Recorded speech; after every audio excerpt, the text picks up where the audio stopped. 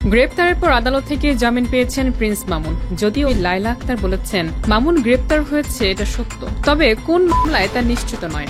তার বিরুদ্ধে অনেক মামলাই চলমান রয়েছে। গত বছরের জুনে রাজধানীর ক্যান্টনমেন্ট থানায় লায়লা আক্তার ফরহাদের দায়ের করা ধর্ষণের মামলায় তাকে গ্রেপ্তার করা হয়েছিল, যা পরে ট্রাইব্যুনাল খারিজ করে দেয়। ভাটারা থানায় আটক করা হয় প্রিন্স মামুনকে। এ তথ্য নিশ্চিত করেছেন ভাটারা থানার ওসি মোহাম্মদ রাকিবুল হাসান। প্রিন্স মামুনের বিরুদ্ধে আরও অভিযোগ ছিল সাইবার নিরাপত্তা আইনে অনলাইনে মিথ্যা, বিভ্রান্তিকর ও মানহানিকর তথ্য প্রচারের।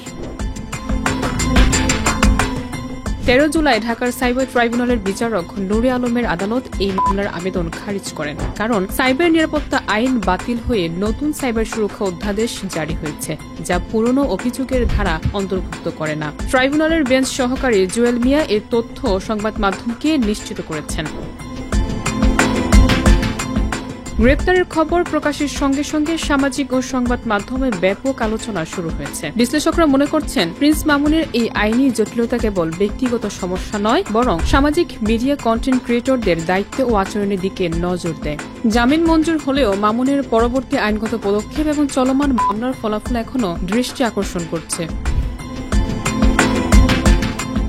এই ঘটনার মাধ্যমে স্পষ্ট হয় যে কন্টেন্ট ক্রিয়েটরদের অনলাইন কর্মকাণ্ডে আইনি দায় ও সামাজিক প্রভাব সর্বদা গুরুত্বপূর্ণ। প্রিন্স মামুনের মুক্তি এবং জামিনের খবর কেবল তার জন্য নয়, দেশের অন্যান্য জনপ্রিয় কন্টেন্ট ক্রিয়েটরদের জন্য সতর্কবার্তা হিসেবে কাজ করছে।